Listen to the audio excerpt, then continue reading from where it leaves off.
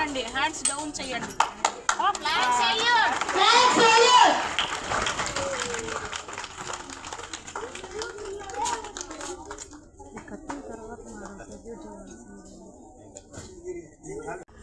మన త్యాగజీవులు ఎందరో మహనీయులు ఎంతో కష్టపడి ప్రాణాలు మరపడం కూడా గుండెలు అర్పించి మనకి స్వాతంత్రం చూపించారు.